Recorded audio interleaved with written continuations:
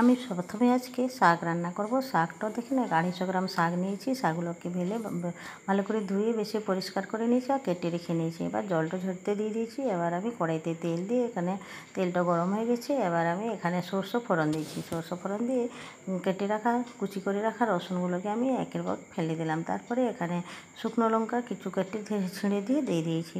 এটা এই রসুনটা যখন বাদামি রঙে চলে আসবে তখন আমি এখানে শাকটাকে ছেড়ে দেবো।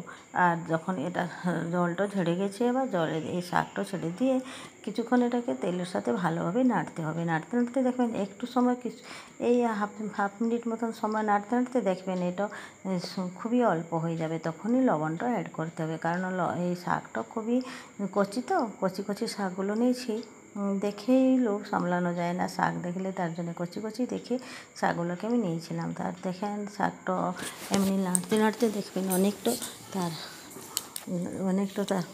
অনেকটাও কমে যায়। তার জন্য তখন আমি লবণটাও এখানে অ্যাড করে দেবো। দেখেন এটা অনেকটা কমে গেছে। এবার আমি এক চামচ মতন লবণ দিলাম আর এক চিমটি আমি হলুদ দিয়েছি।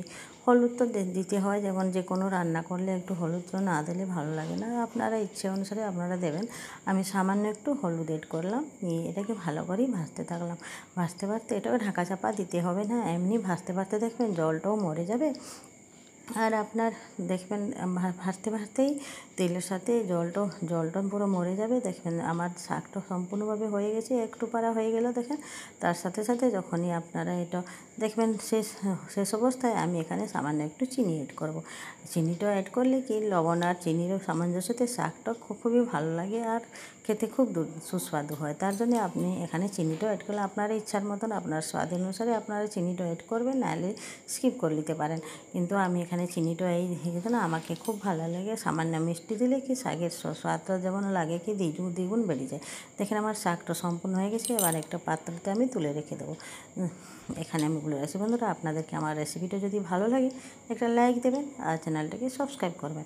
আর আমার এই চ্যানেলের পাশে থাকবেন। আর আমার রেসিপিটা এইভাবে নতুন নতুন রেসিপি দেখতে আমার চ্যানেলের পাশে থাকবেন। এইভাবে আমি এই রেসিপিটা আজকে শেষ করলাম, আর পরবর্তী রেসিপিতে আবার উপস্থিত হব। ধন্যবাদ বন্ধুরা, আপনাদের সবাই যেন সুস্থ থাকে।